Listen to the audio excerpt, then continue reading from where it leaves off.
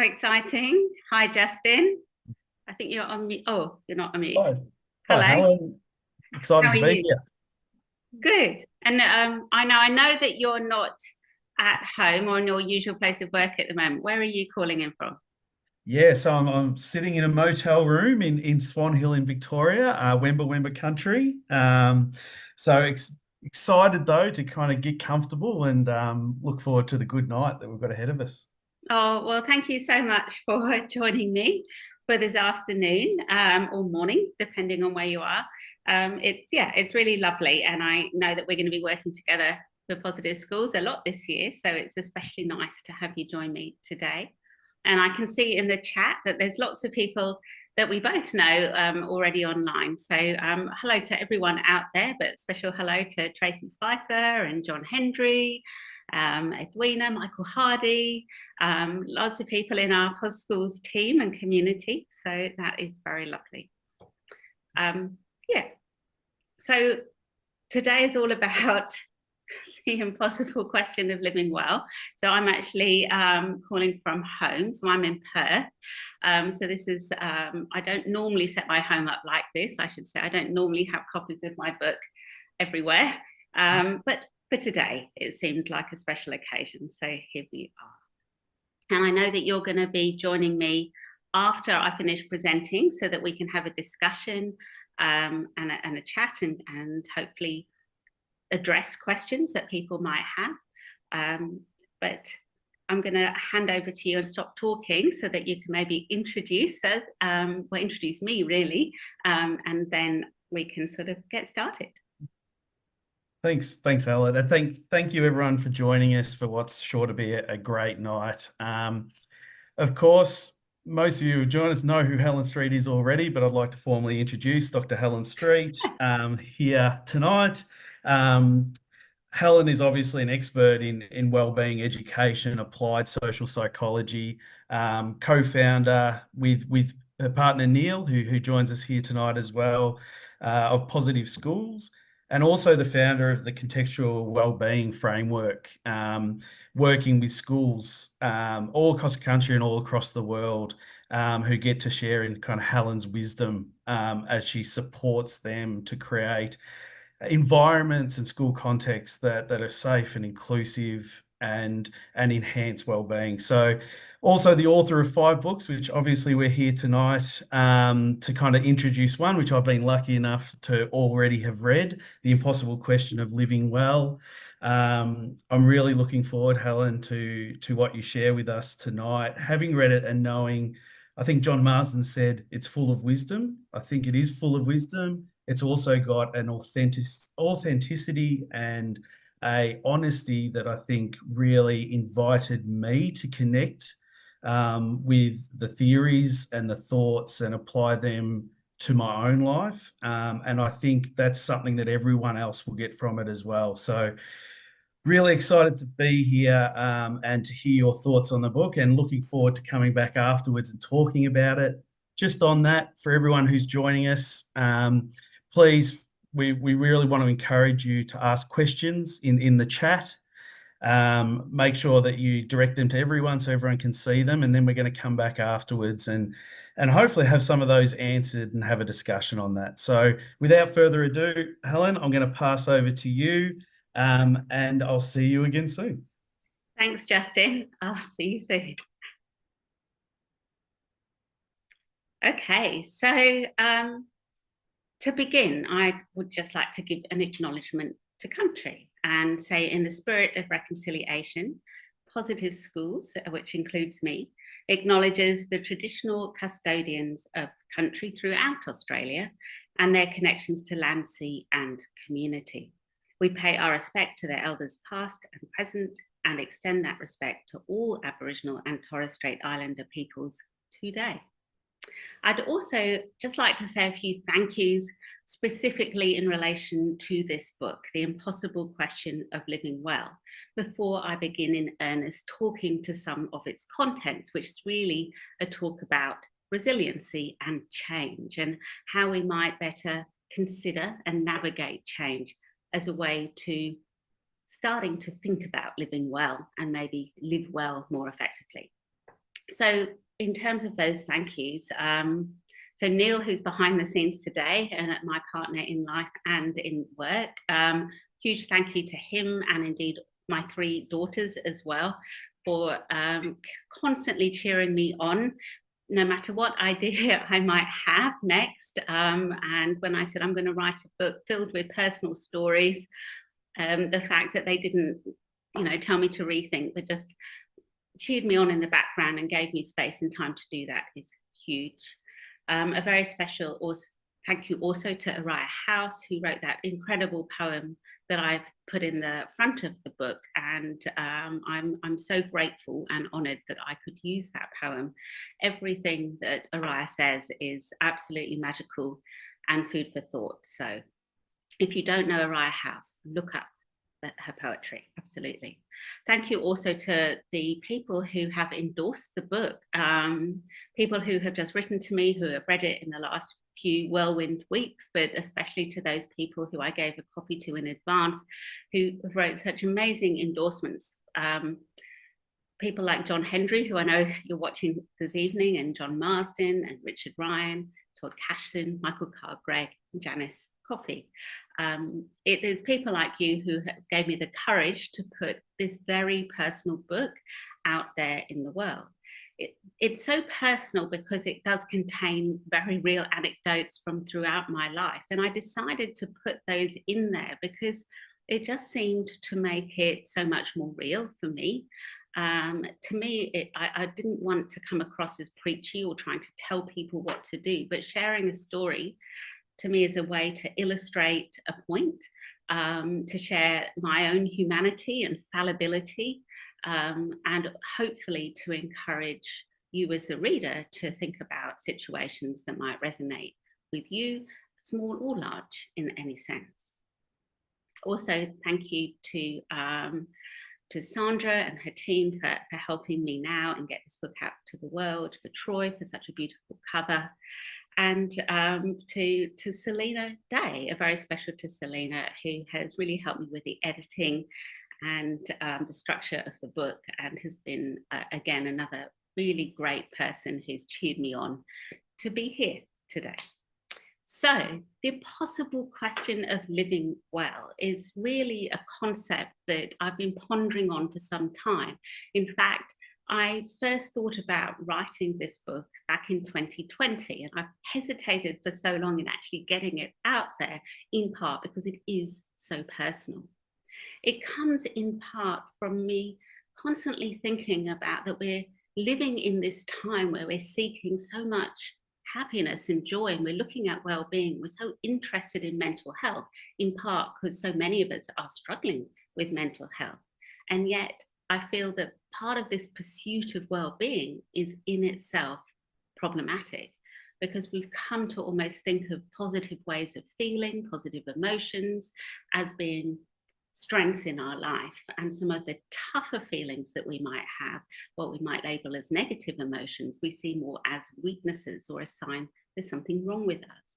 And I really wanted to sort of address that balance and encourage people to think that it's not necessarily that there are ways of thinking or being that are stronger or weaker than others. It's more about thinking about what feels genuine and appropriate in any particular time and context.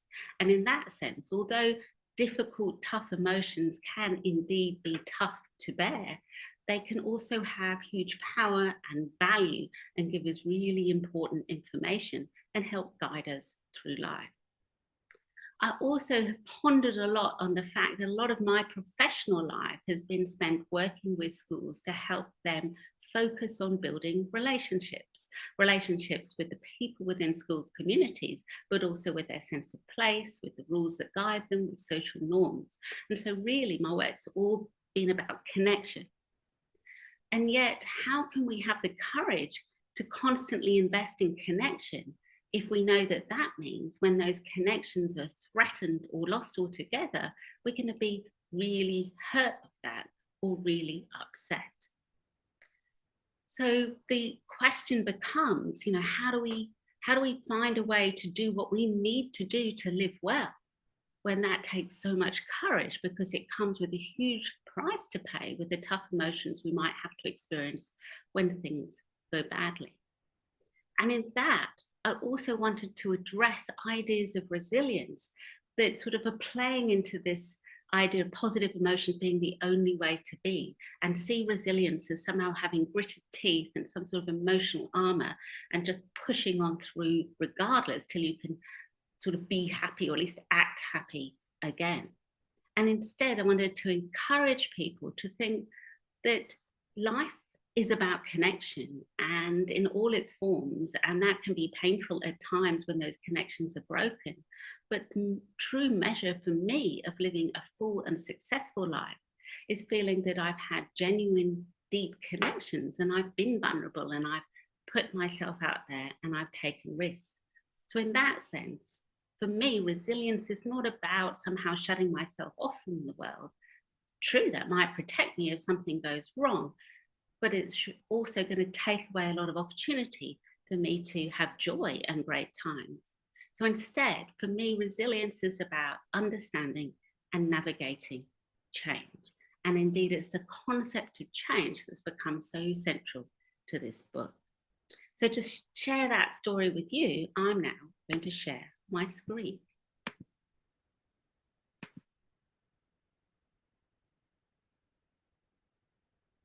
So to begin this journey of considering how we might better understand and navigate change through good times, and certainly when times are tough, I want to take you to California, to the Sahara Zen Mountain Center, which was arguably the first Buddhist monastery to be built within the Western world. So it was built in the hills of California in the 60s, so it's time of sort of Woodstock and lots of colourful clothes and lots of people thinking maybe about Eastern philosophy and starting to wonder a lot about the meaning of life.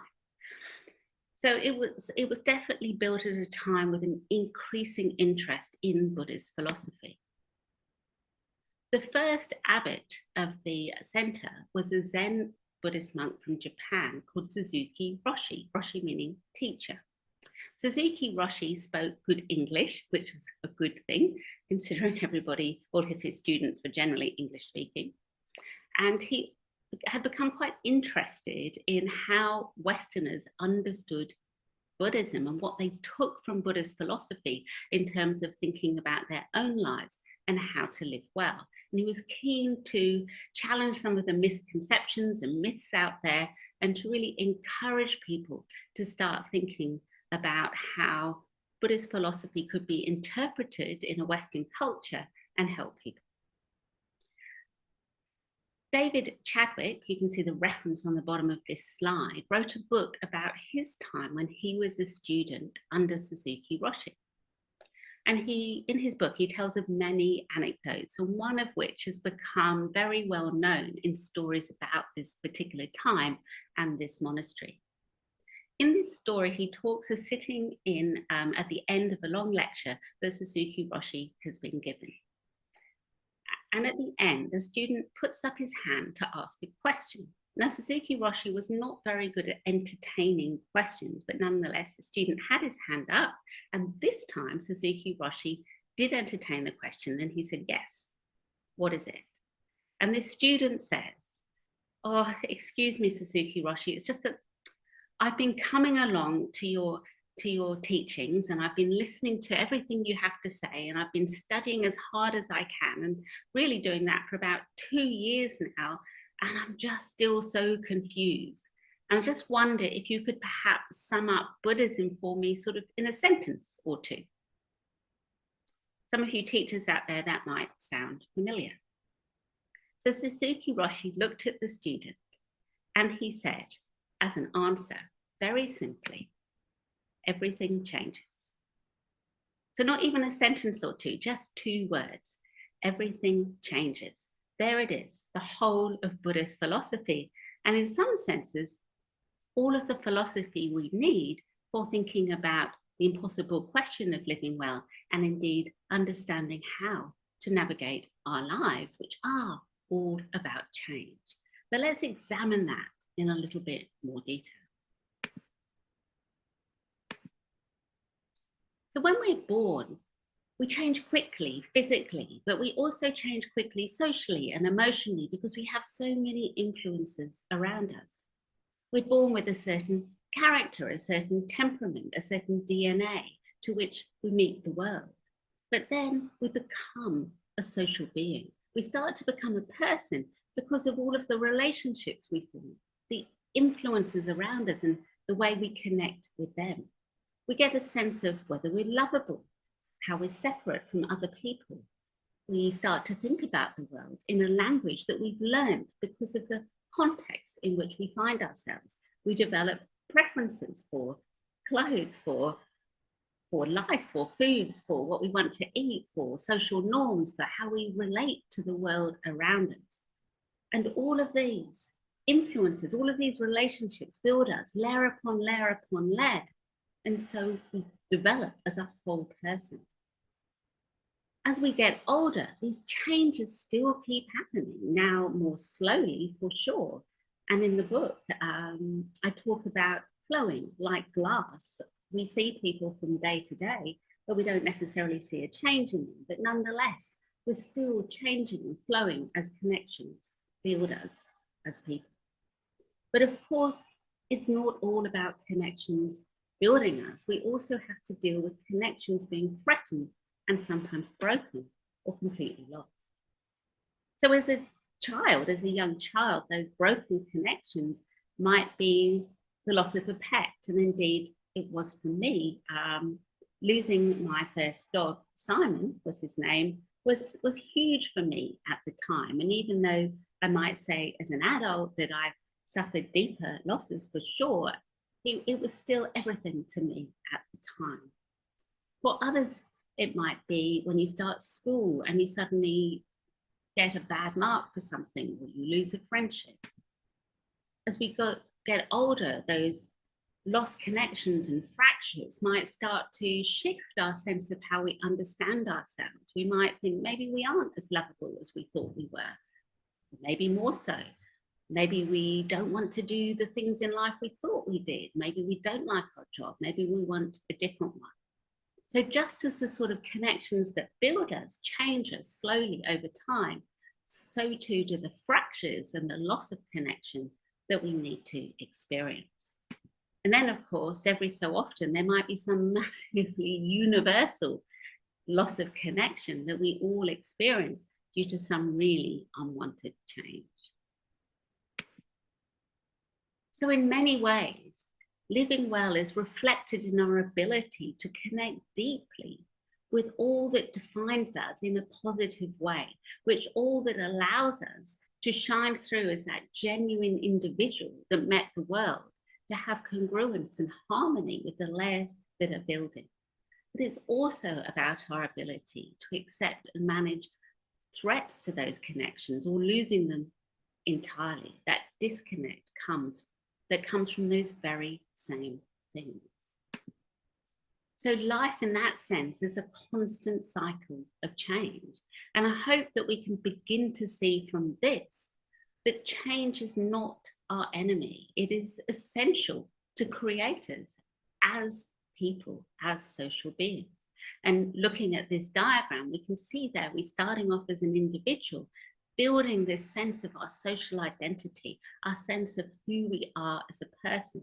And every so often we reach a moment in life where we feel like we have it all sorted. And my father would always say he felt suspicious in moments like that because, of course, change keeps on coming.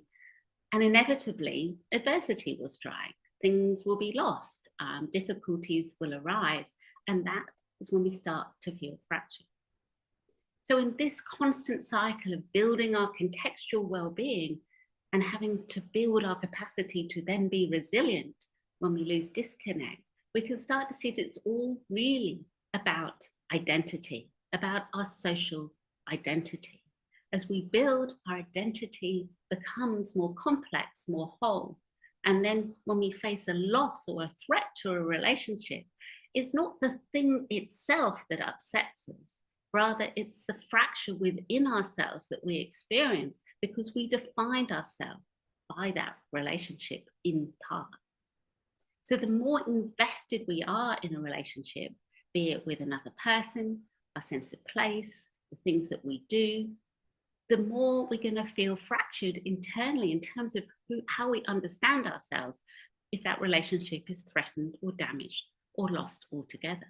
So in that sense, grief and dealing with loss really is an extension and a reflection of the love and the investment we have in our relationships.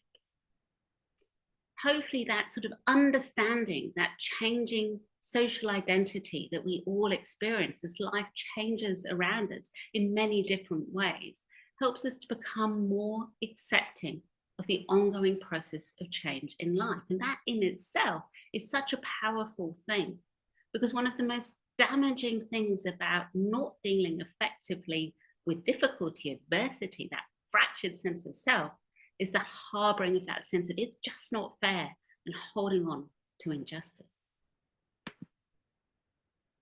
So in the time that we have today, I want to highlight 3 things that come out of the impossible question of living well, in terms of thinking about how we can navigate life with a sense of ongoing success, because we feel that even though times might be tough, sometimes we're living life genuinely and to the fullest we can.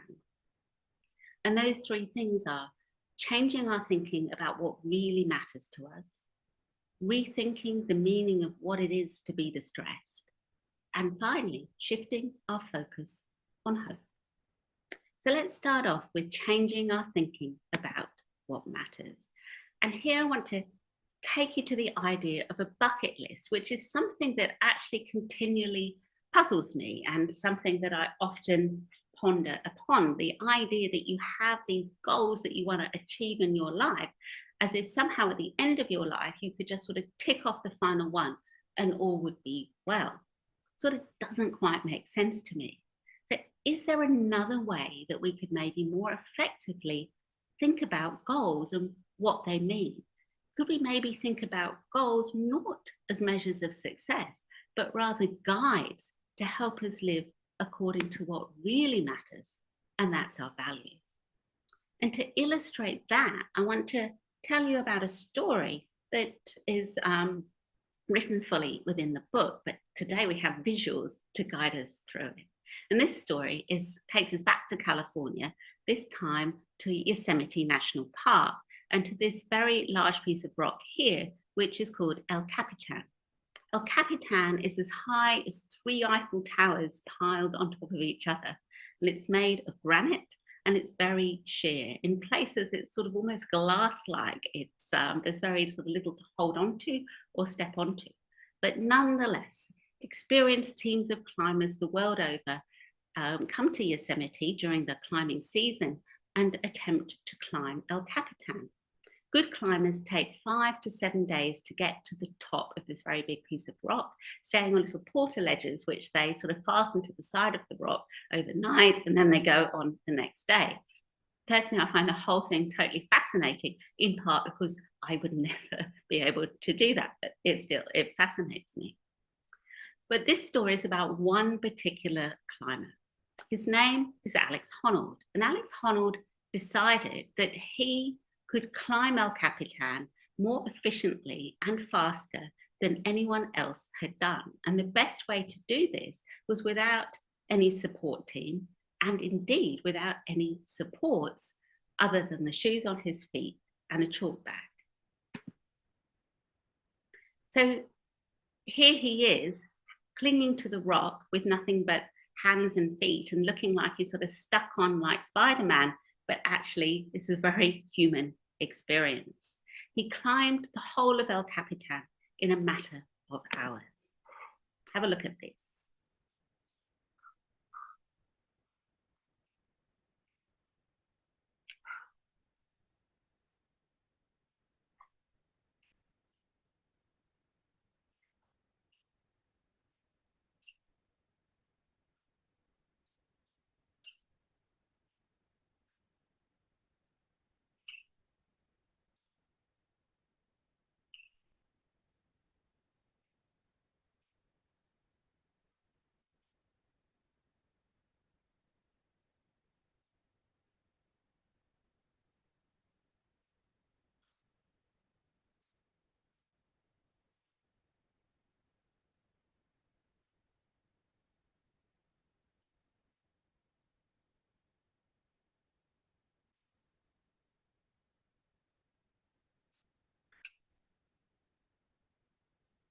did the karate kick.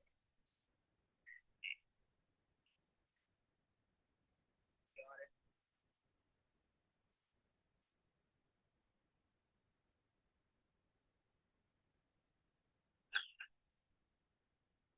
Wow.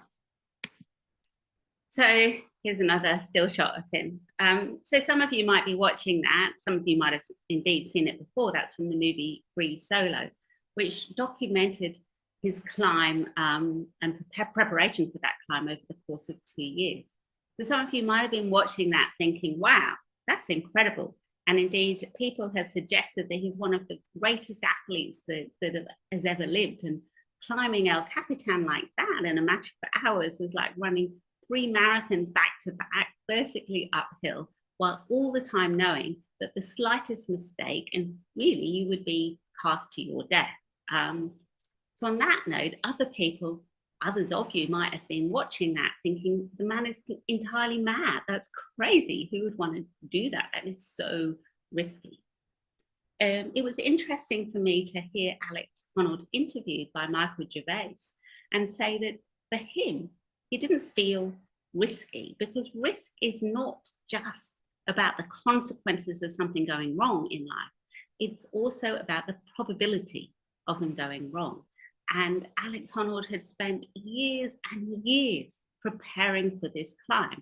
He'd spent 8 years climbing El Capitan, his whole life, practicing and invested in climbing, and then 2 intensive years preparing for this particular climb. So hugely invested in all aspects of it, his fitness, the path he was going to take, the weather, the imagining how he'd feel if he fell off to try and manage the fear of that in the background. So much preparation. So why am I mentioning him today other than because it's an interesting look at risk? Because I was fascinated by the fact when I first watched Free Solo, that the film documents all of this effort and input. And then it shows that Alex Honnold wakes up one morning and decides this is the day for the climb. And after about 30 minutes of climbing up this piece of rock, he decides that he can no longer keep going because he's got an injury that he had in one of his feet, and it's not quite recovered well enough for him to really feel the rock fully, to feel fully safe, to feel his risk is manageable. So he has to delay. And of course, he goes on to be successful, and that's no spoiler alert, that's no secret. But he doesn't know that at the time that he's going to go on the next season to actually manage the climb successfully. He's disappointed, but he's not devastated. He's upset for sure, but he's philosophical, he has perspective, and he's still smiling. So how can that be? Someone who's basically invested years and years of their life in this one goal, and at that point in time, he's just failed to reach it. So I became really interested in how he understood that not reaching the goal that allowed him to feel that he was okay in himself, that he wasn't too fractured in himself to carry on. And I came to realize that he really feels that his goals don't necessarily matter in terms of measuring life success. What matters to him is that he sets the goals because the goals then keep him on track with what really matters to him, which is his values, the things that drive him, like improving his climbing, being out with climbing people, being out in nature, hanging out on rocks like this. So there's something so valuable to take from this. In Alex Honnold's words, he holds strong goals loosely. He sets goals, absolutely. There are things he really wants to do, and obviously he's incredibly good at achieving his goals. But he also anticipates that there will be goals he sets that he doesn't achieve, and that's okay, because success is not about goal achievement. His goals are just signposts to guide what really matters, and that is his values, the most important, deepest goals that he has. So rather than think about a bucket list as a set of goals, think about, well, what really matters to you? What really resonates with you in the sense of things that drive you rather than goals that might pull you. And make sure that you set your own important life goals that are in line with those things that really drive you, knowing that your success is about living day to day by your values rather than achieving any particular thing. Your goals are not destinations, they're signposts to keep you on the path to living well. As Alex Honnold says, set strong goals held loosely. But what happens when things do go wrong? How can we, yes, living by what matters can help us to deal with not reaching our goals, but nonetheless, it can be unbearably hard to deal with the loss of a significant relationship, be that with another person that we truly love, or with something that we love doing, or because we have to move home or country, or for some other reason that causes some broken connection. So when thinking about dealing with those tough times, this second point that I really want to make in this talk is to get you thinking about the meaning of distress. So I started off by saying, as a sort of introduction to this talk, that I really dislike the fact that we often hold up happy, positive emotions as being particularly strong, and the harder, tougher ones as almost a sign there's something wrong with us. Whereas actually there is a lot of power to having negative emotions. They give us information. They tell us about what we need to do in a situation and how a situation is impacting us. So for example, you might feel sad, and that's telling you you need to withdraw because you feel fractured and you need to take time to heal, to go slowly, to be in a less busy world. You might feel anger, which is telling you there's something wrong with your situation. Maybe you need to address that or change it or even leave it. Or maybe if you feel anxious, that's telling you something about your perceptions of risk and indeed safety in a situation. And again, that's a lot of information to consider. So even though negative emotions can be incredibly tough to bear, they can also have huge power and value. And it's important we don't pathologize them or necessarily think there's something wrong with us if we experience them in an appropriate context. So in this sense, I really want to suggest to you that we consider honoring our emotional reaction to failure, threat, and loss. And I should just say here, this doesn't mean that we want to sort of drown in feeling upset and sad and never ever sort of leave the bedroom again and just hide under the duvet for weeks when something goes wrong. But rather it means taking time to sit with ourselves, to be upset when something important has gone wrong. And that's a subjective thing. So only we know how much we defined ourselves by a particular relationship. It's okay to be upset if that relationship that mattered has gone wrong. But at the same time, of course, we need to gently then start to reconnect with the world as we heal. So in that sense, let's stop pathologizing negative emotions or thinking that life success is somehow about living in Stepford. And I'm guessing anyone under 40 might not know what that means, but let's stop thinking that we need to be all smiling and cheery all the time for life to be successful. And gosh, how boring would that be? And instead, let's think about how we can support ourselves and others around us to take ownership over their unique journey through adversity. And I say unique journey because, again, only us as individuals can know how much we defined ourselves from any particular relationship.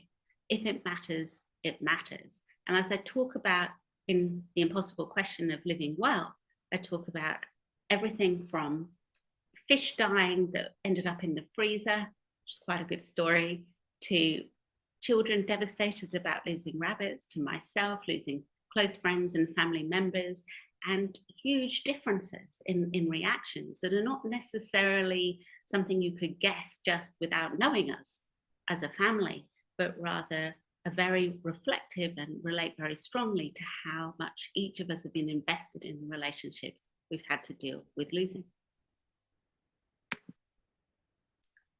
So then change keeps coming round, And if we can deal successfully with loss and adversity, then we can honor our emotions and at the same time keep a sense of that inner voice, that sort of deeper sense of who we are, on which all the other layers have been built. And I talk a lot about the importance of spending time getting to know yourself. This is not about some sort of superficial looking in the mirror, telling yourself you're fantastic, which is, I don't know, necessarily a very effective thing to do, but rather this is about building self-knowledge and self-awareness. And the more that we can do that, the more that we can have this inner sense of ourselves that will carry us through times when these outer layers become fractured or threatened. And if we can then carry ourselves effectively, we can start to reconnect in the world. And feeling confident in that process is so important. And that is where we can start to think about our focus on hope. So there's plenty of research that really supports the notion that holding hope is a powerful way of managing adversity well and not sinking into depression or poor mental health that really is of concern. But what does that actually mean? What does it mean to hold hope?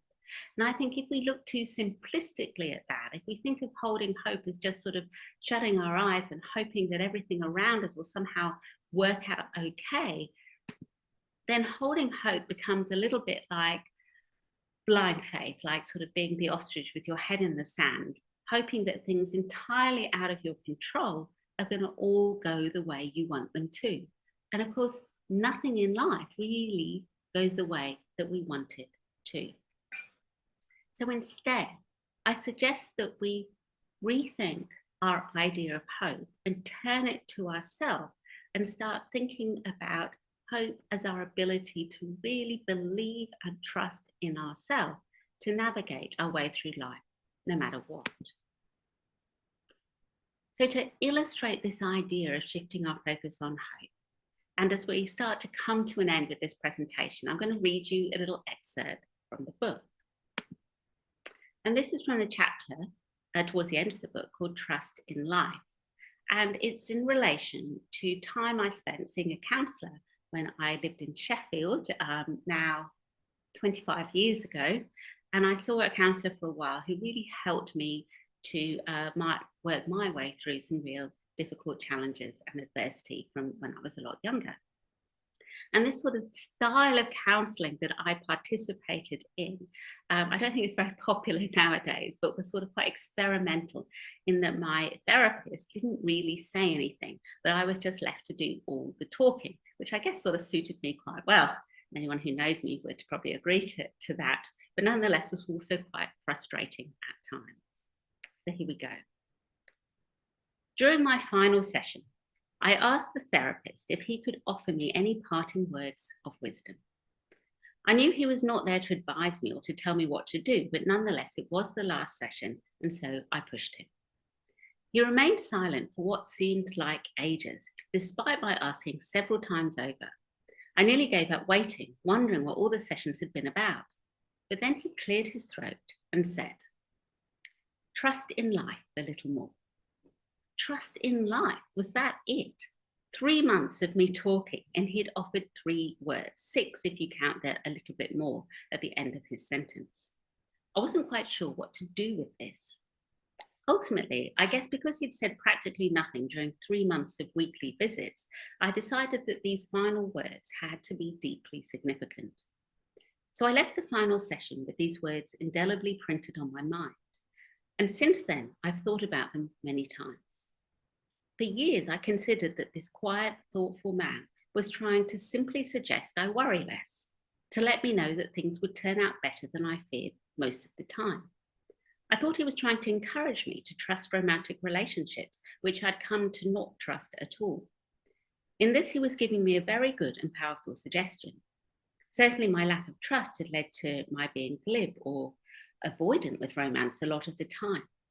On other occasions, I'd become entangled in a new relationship in a ball of anxiety through fear that it was going to go wrong. And this, of course, was a surefire way of making it go wrong very quickly.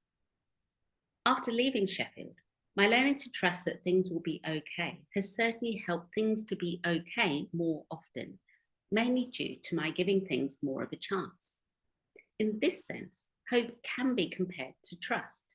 When we hold hope, we trust that life will turn out to be better than we might have imagined, or at least better than our current fears imagine it to be. Yet now I'm so much older, and my life is so far removed from that time in Sheffield, I understand these powerful words in a slightly different way. Nowadays, I understand trusting life as learning to trust myself. As such, I'm learning to trust the very core of who I am a little more every day. I'm getting to know the unsocialized, uncultured center of me. I'm learning to trust that I am going to lead me through life with my best interests at heart, because I am me at heart. So trusting in life still equates to believing that many situations will end up better than I believe they will a lot of the time. But it also means trusting myself to the core. It means maintaining the belief that I can lead a life that feels authentic and upholds my most important values, even when trauma and adversity occur.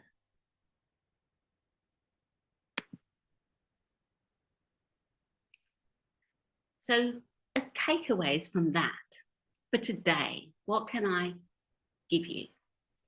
3 thoughts to consider.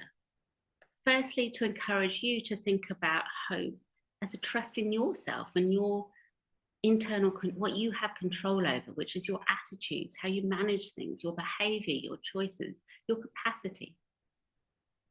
And then to build confidence in that trust in yourself by reflecting on the things that you do well and making sure that you take a moment when you do something well to pat yourself metaphorically on the back and to examine and unpack how that feels. And making sure that you push yourself out of your comfort zone regularly so that you take time to feel uncomfortable, to take a manageable level of risk, to face novelty, so that you can overcome very small levels of difficulty and change in a very manageable way and build your sense of capacity and confidence so that you can manage those big changes when they come your way and when they're unwanted.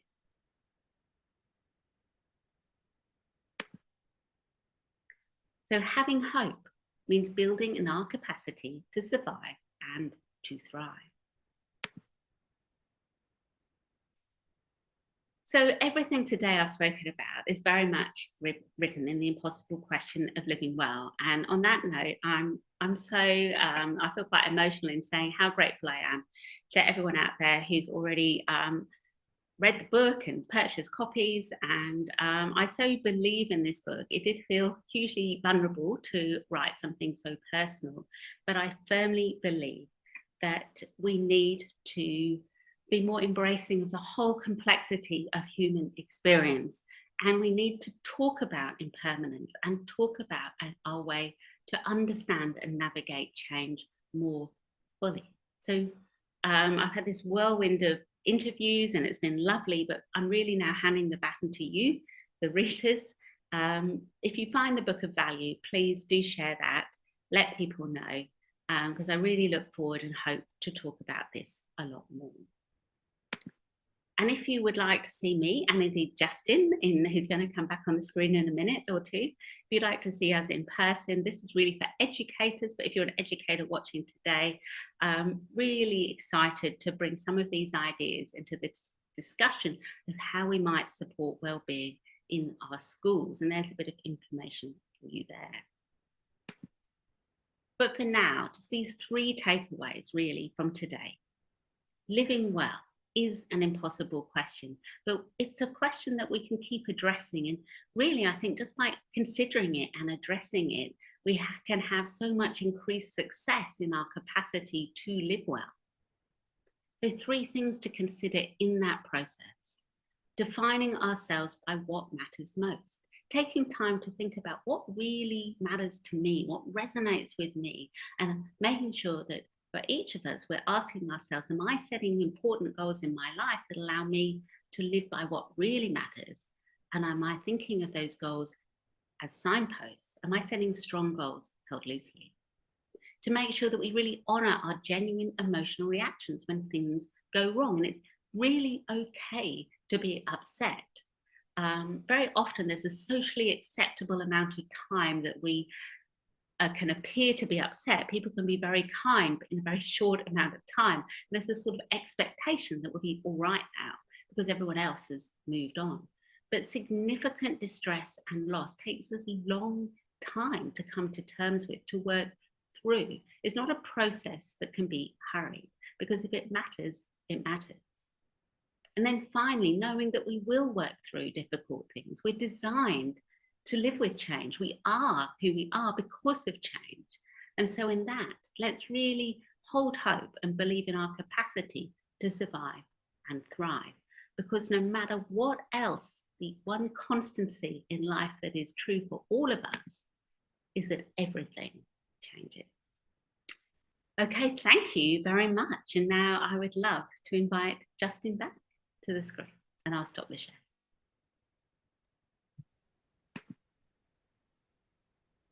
That was wonderful, Helen. Thank you. Thank you. And I encourage everyone to put your questions in the chat if you have them, and we'll certainly kind of ask those. I know, firstly, for me, listening to that, Helen, for people that don't know, I'm a teacher, firstly, and an educator, and so spend my time either, well, teaching, but now supporting schools with the McKillop Institute. Yes. I'm interested in your thoughts on around when we think about supporting young people, whether that's our child or whether that's a student at school, around to support them to actually express and have time to have those authentic reactions to adversity. Yes. I'm thinking about all the ways that we Yes. kind of almost stop that and we feel uncomfortable with that. Yeah. Yeah. Well, I think there's such a, because we want, you know, it's much more pleasant to feel happy, isn't it? And it's much nicer to actually be around people who are happy because their behavior is good. And think of young people here. Everything is easier somehow when happiness is there. So I think it's very tempting when we see someone who is upset to try and sort of encourage them out of it by, in a way, trying to not exactly minimize, but we try and sort of like hurry them out of being upset by saying things like, oh, it's going to be okay, or you've got this, or it's not that bad, in hope that they will sort of roll through the upset and we can go back to a more pleasant, happy way of being. But that tends to make young people, or anyone really, feel unheard and unlistened to. And it's not actually a very helpful thing. So I guess the first thing I would say is anyone who's working with young people, if someone's upset, acknowledge that it's obviously something is important to them and they're upset for a reason. And actually by commenting and acknowledging and seeing someone's distress and saying, gosh, this obviously really matters to you, can actually help people feel a lot better, a lot more quickly than saying to them, oh, it's fine and it's going to be okay. I also think it's really important not to try and sort of use those unhelpful ways of being hopeful and to try and say to people, you know, who are maybe distressed about the future, you know, worried I'm going to fail my exams or the pandemic's going to come back, to sort of try and become a fortune teller of all good things and say, oh no, you're going to be fine, you're going to pass, and there'll never be another pandemic, because the reality is we don't know, and there's always a probability of a worst case scenario. So a better approach, I think, is to help young people to have a plan for dealing with the worst case scenario. Because if we know that if we could fail all our exams and there's another pandemic and we're all locked down next week and it's going to be really hard, but we're actually going to survive that, we can then stop worrying about it. Whereas if we just have to rely on probability, that's not a very confident solution. Yeah. And do you think if we're okay with actually allowing that space, that we give ourselves time as well? Because I think one of the other things that can get in the way is the rush, right? Yes. Yeah. Again, there's a sort of socially acceptable sense of when things need to be done and worked through. And that doesn't always equate to the reality of how we experience things. But if we try and push down or avoid working through something, we try and get over it instead of working through it, I guess, then it tends to come back to bite us. It can leave us with resentment or undealt with feelings. We've sort of just lost the opportunity to learn. You know, like when I was in the start of the book, and I talk about losing my pet dog, and my parents were very good in not pretending it hadn't happened, or you know, that he'd gone to Canine Disneyland or something like that, but really like being very honest, which gave me a great opportunity to sit and work through those feelings of huge distress at the time, but work through them in a way that allowed me to then more confidently build relationships moving forward rather than less confidently. Yeah, and this probably next question probably leads on from that one that we've got from the chat, and that's it is easy from Jane Hall asks, it is easy for us as adults to follow what you're saying. However, if you are 17 years old and you're going through a relationship split, for example, then it can be difficult for them to understand that everything changes, right? So how can we maybe put this across to them? And maybe when do we put it across to them as well? Well, I think we have to be aware that the younger we are, the shorter our temporal horizon tends to be. So to tell someone who's 17 you're going to be fine by the time you're 25, they're thinking, oh my gosh, will I ever be that old? So that's not necessarily helpful. So I think it's important to try and keep within their frame of reference in terms of time, and help, and again acknowledge that if they feel really upset and it really sucks and it's really hard right now, to simply acknowledge that and help them to understand what's going on for them is key. So here I don't feel we have to solve anything. We don't necessarily have to make it all right, or even again sort of be that fortune teller that tries to predict down the track it'll be fine. Even if we really believe that, it's more about walking beside the person through their journey and saying, we're here and I'm with you and I can see it's hard, and and we can certainly say, I have faith in you to get through this, however long that takes. And so being that cheer squad, I think, is really important. And maybe giving our teenagers a little bit more slack when they're going through hard times, because as we know, distress can come across in many ways, and it can certainly come across in sort of irritable behavior or intolerance or angstiness. And so just being a little bit more compassionate as someone works through a hard time, I think is a good thing. Yeah, great. And I see here from John, he's put in the chat that no one has a license to kind of steal hope. And I know from reading the book, that was one of the things, those light bulb moments for me, in that as an educator, how often I'm with young people or educators in schools, and I find myself falling into that idea that hope is everything will be fine. But you're talking about something completely different to that, right? Yes, yeah, absolutely. And it's really a lot to what, as in social psychology, it says locus of control. To me, is something very unrealistic about just putting your faith in something out of your control. It can leave you with a lot of anxiety, understandably, and a sense of uncertainty. And although absolutely we all live by probabilities, we all need to also live with uncertainty. We will all face challenges. We will all face adversity. None of us actually know completely what's going to happen in the next minute or tomorrow or next year. And so, yeah, much better to feel confident that I can go through the ups and downs of life and still feel successful and still feel I'm living my life well. Yeah, great one.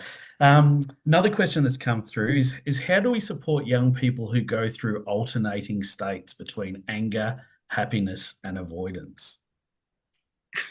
Well, that's a difficult one to answer, as it's a very, without knowing more of the context for who we might be thinking about. But certainly young people can shift from their emotional states very quickly, and their emotions can be very sort of loud. And if we are on the receiving end of those or in the same room, I think it can be quite easy as an adult to feel like, oh my gosh, you know, this is something so terrible that's going to last a long time. And then as we're still reeling from all the emotion that's been in the room, that young person seems to be suddenly fine. So they can certainly, the way that you express emotions changes over time. I think that one of the best and most powerful things we can do with young people who are having that sort of roller coaster experience of their emotions is to help them co-regulate. And of course, that's very much your expertise, Justin, with in terms of with the trauma-informed support of young people, but by being able to be the calm in the storm and just sitting with young people, not trying to talk them out of their emotions, but rather just trying to demonstrate and bring calm to the room, can help young people to calm down, and then not holding it against them. So, letting them calm down and manage that, it's more effective. I think the bigger lesson is, how do we learn to manage that anger or those big emotions, not whether we have them or not. So we don't want to tell people off for having them. Yeah, thank you. Yeah, that's a great answer to that question. I've got a lot of large ones in the chat that I'm trying to keep up with. Maybe one of them is resilience. This is interesting. So resilience is the restoration of hope. Then 14th century word respair. Despair is the loss of hope. Respair is the restoration of hope. It is not other things as promoted. That sounds like a John Henry comment. It does. Respair. Have you ever heard that word respair before? I have, from John Henry. And yes, I think that hope is such an important element to being resilient. I would still stand by that I'd say that is part of our ability to navigate change well, in that if we are navigating and understanding change, then we are doing that with some level of faith in our ability to be able to do that. And so in that sense, it is a process that comes necessarily with a sense of hope, that we will repair and reconnect and reimagine ourselves to some degree as we move forward. Yeah, there's a beautiful thank you here from Nanette, actually, and I just want to acknowledge Nanette has put out there that she lost her mum recently, so we're sorry for your loss, Nanette. But she talks about that really that feeling that we can have in that time of loss is that we need to get over things quickly, but it's more a matter of course, and it's about honoring that if it matters, it matters. And I love that saying, which comes through in your book too: if it matters, it matters. Yeah. But yeah, I'll just interrupt you there, because I do think it can also be exhausting, can't it? And if you're going through significant sense of loss and grief, then it can feel totally relentless. And I think it's okay to sort of take breaks, whatever that means for you. So absolutely, there's no way around it. We have to go through it. But it's still, we can do that with the odd break. So just thinking about when we lost my father, my mother became absolutely addicted to Sudoku. And that was her way really of taking a break from the grief, was to just become absorbed by Sudoku. And she would do that frequently at 2 a.m. Because as we all know, that when going through adversity, sleep tends to often be a real challenge. For me, I find that sometimes you could go out with friends, or you could have a coffee, or you could become engaged in something. For me, I love to paint, evidence behind me. And for me, painting is always a way for me to sort of lose myself and step outside of the other things I'm dealing with. So I think it's important to somehow find whatever it is for you that allows you to manage that process at a pace that allows you to still feel that you can breathe as you go. Yeah. And in the book too, you talk about connecting to your inner self. Yes. As well. Do you find things like, I know you're a fantastic painter, as we can see by the work behind, but do you find entering those flows and things like that actually help us connect with yes self? Absolutely. I think we just live in this world where we have lost so many opportunities to just get to know ourselves and be with ourselves. Even sort of standing in a supermarket queue, I personally can last about 10 seconds before I get my phone out, and it's very hard to just be, isn't it? And of course, then we're all trying to get through this never-ending to-do list all the time. So I absolutely believe that mindfulness meditation is key but I also am acutely aware that that is incredibly hard to do as a regular practice, in that it is the sort of so simple and yet so hard to keep up. And I do recommend that people maybe think, if you haven't tried it, get one of the many apps that can support you, or just give yourself 2 weeks. Just decide you're going to have a go for 2 weeks and see if that alters anything about how confident you feel in yourself. But if it's really not for you, it's not that mindfulness meditation is itself the key. It just gives us a tool for becoming more aware of ourselves, and there are other ways to do that. So when you go for a walk, like so I take Cavoodle for a walk most days, and I'm very aware that I don't take my phone with me, because I don't want to be sort of plugged into my phone when I'm walking through a beautiful park and see a parrot, and I want to be very sort of present when I'm going for my walk. And it's just a small time in the day, but it makes all the difference to just actually sit with myself or walk with myself in that process. Nice one. And this one comes from Chelsea. We might struggle not to promote our work that we do supporting schools with this one, Helen, but it says that firstly, Chelsea loves the lesson about it's not trivializing and reducing a student's experience in order to provide genuine support, and the idea of walking beside a student in their journey. And the question she asks is, what do our schools need to be doing to develop students who can emotionally regulate but also embrace their full range of emotions? Yes, it is hard not to come along to Positive Schools workshop with Justin and me, which absolutely we'd hope people do. But I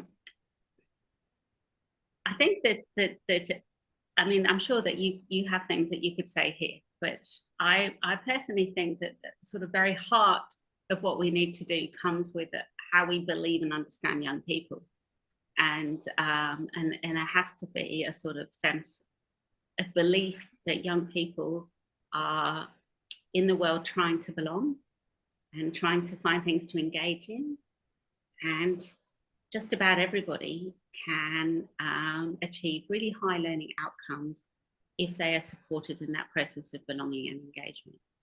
And I think that is such a simple, basic, foundational belief, but many people don't have that, or it's almost as if they feel that some young people are out to get us, or some young people are just not capable or not good. There's sort of a judgment thing that happens between, there's the bad people and the good people.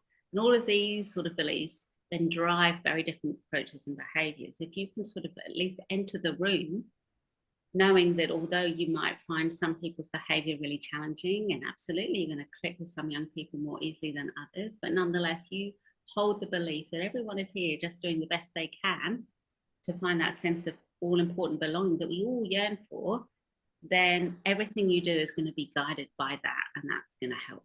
So I guess that's a sort of foundational start to that very big question. What do you think, Justin Roberts? Yeah, it's I mean, it's a big question. We could talk for probably 2 hours on this, but I think one thing that comes to mind is that in schools we have to make sure this idea that when there's strong emotion we have to control it, and sometimes it's okay just to be with a young person in that moment and co-regulate with them. And really, what can get in the way of that is things like, oh, it's time away from what I'm doing, etc. But actually, if we don't do that, then we are telling them that, the goal is you always hold it together and you can't feel that way. Yes. But on the flip side of that, without going into it, we then also need to teach, right? And walk with our young people and teach them new coping strategies. But again, that takes time. So my big thing is around, as schools, not feeling like we're wasting time by taking that time. It's actually important work.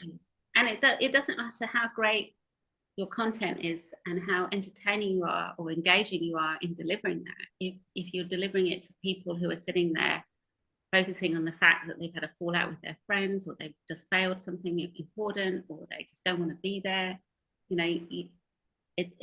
you're wasting, that is wasting time, really, isn't it? Yeah. Absolutely.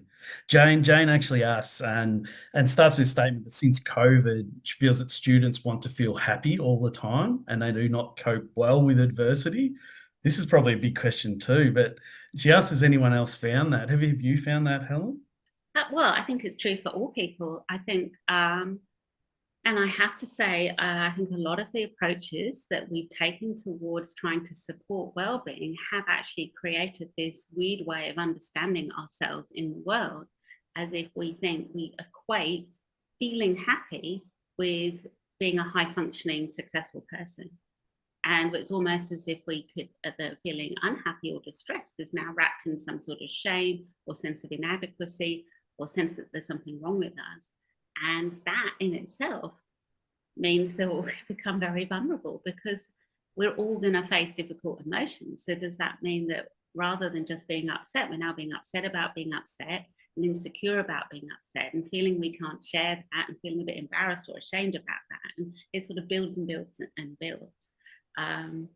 So yeah, we really need to shift our understanding of what it means to be successful, to really stop talking about this whole happyology, toxic positivity thing, to stop pathologizing negative emotions and just sort of be okay to be a complex human being. It's more about appropriateness for the situation and learning to manage and navigate our way through a whole array of emotions.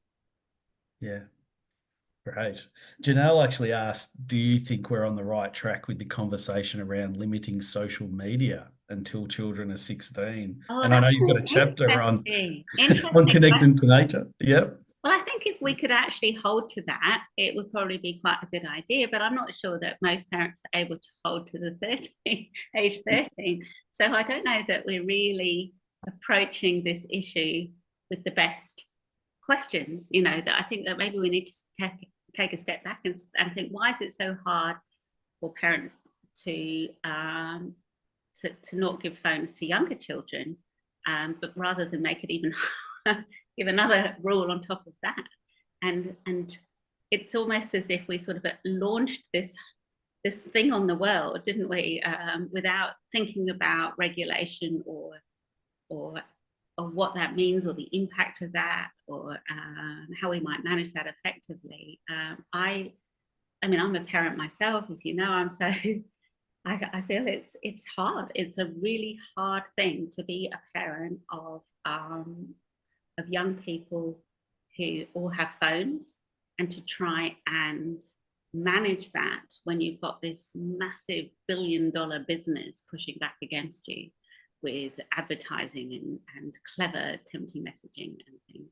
I would really hope, this is my sort of dream of the future, is that social media, the journey of social media is a bit like other trends that have taken hold on the world, that start off being something that just rich people do, like sugar or tobacco, and then suddenly they become sort of like marketed and available to the masses, and then suddenly everybody's eating too much sugar and everyone's smoking, and then we suddenly realize, oh my gosh, this was really unregulated and managed badly, and the wealthy people all give up and stop, and then gradually over time we start to pull it back in and pay more attention to what we're doing. So on that note, I'd hope that maybe in 5 years' time, it will be seen like a really antisocial thing to sit in a restaurant and get your phone out. I can only hope. Yeah, absolutely. As I was reading through the book, I found myself reflecting too on, the question that started this little bit of conversation started with our children and what age, but around as we as workplaces reinforce that. And actually I was reflecting on my own life and how I can get off that more. But Sabrina actually asks, because this goes to something else I was thinking that I should do more as I was reading the book, and it goes to kind of meditation and mindfulness. And Sabrina asked, what age is good to introduce mindful meditation? And will it be helpful if children learn this strategy at an early age? That's a really good question, because the simple answer is yes, absolutely. It would be great if it just became a part of how you live your life from a very young age. It became almost as sort of a habit as much as brushing your teeth.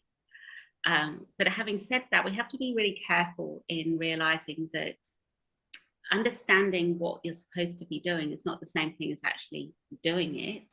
And as the Myriad project in the UK has come out with some great results recently and really shown that all these mindfulness programs that we're introducing into schools are not actually working at all, because the young people are not actually engaging in the mindfulness practice. They're just using the opportunity to be a bit bored or wish they had the opportunity to catch up on their homework, or just not participating at all. So I suppose the simple answer is yes, it would be lovely to just introduce the concept of how important it is to sit with yourself, to take time with yourself, to keep technology away from young people as much as we possibly can, to allow them to be bored, to be in nature, to be self-directed in their play. Those are all such important, valuable ways of supporting young people. But we also have to be careful that we can't just sit down with a group of young people in the classroom and say, okay, everybody can do mindfulness because that's really good for you, because that does not work. Yeah, absolutely. Charlotte says thank you, Helen, and that she can't wait to read your book. And she was wondering if you have any top tips that we could be doing as a school to support our staff or community wellbeing, and what could that look like in action? Gosh, well, I would just refer you to this other book I wrote called Contextual Wellbeing as a great starter there. Overall, it's about thinking about understanding the unique context of your own school and thinking about how you can grow that to ensure that you're inclusive. And that means that the strategies and the things that you do, your policies and practice, are broadly supporting the needs of everyone. And I'm a huge fan of self-determination theory. Richard Bryan is one of the authors of that, and who so kindly endorsed the book. And self-determination theory is such a robust theory of understanding autonomous motivation and what motivates us and engages us in social systems such as a school. And it really so clearly states, with so much support, that we all need to feel some sense of agency and autonomy over the things we do. We need to feel that we have that sense of belonging and some authentic, genuine relationships. And we need to feel we have some sense of competency. And I think that this is the one that schools need to focus on more than anything else. A lot of schools will focus on relationships, and there's so much talk nowadays about autonomy and agency, but so many young people just feel like, I'm no good at anything. And we see kids in grade 1 or 2 having made up their mind about what they can and can't do, and that then travels through and builds. And if somebody feels they're no good at something, it's very difficult to support them, their motivation. But when we can find ways to meet people's needs and they are autonomously motivated, then they become engaged in the things they do. They have that sense of belonging. So that is well-being in action. So I think to better understand motivation, think about inclusion, to build your context with that real focus on self-determination. That's a very sort of like rapid overview of a big subject. And recontextual wellbeing, and if I move over, there's a copy there. So and that might give you some ideas. And of course, join Justin and me. Absolutely. On that note, Justin, we might be coming to an end for this session. They're all such good questions, and there's so many lovely messages. It's so nice to have so many interested and keen people, and it feels actually, I think, very hopeful how many people are sort of wanting to be on this page and really consider these issues and want that more sort of genuine, considered approach to thinking about well-being. And let's just sort of move away from that whole idea of the top 10 hacks to happiness, because that's just not going to work. So thank you so much, everyone out there. Special thank you to you, Justin. But please, with all these questions and comments, get in touch. I'm really good at email. I'm really good on LinkedIn. I'm really hopeless on every other form of social media. So they are the ways. But yes, I look forward to further conversations in the future. And thank you, Helen, too, for your honesty and all that you share about yourself and your own journey in the book. So I really encourage everybody to get out there and read it. It's amazing how through telling your own story, but also to connect that to talking about loss and then resilience and then hope, how you actually capture all of that within kind of 150 pages, which is still, it sounds 80 pages, Justin, I'll have you know. Yeah. Yeah, absolutely. So it's a wonderful read. It's very helpful to me, not only as a person, but as an educator. So thank you for your time. Oh, thank you. And thank you, everyone.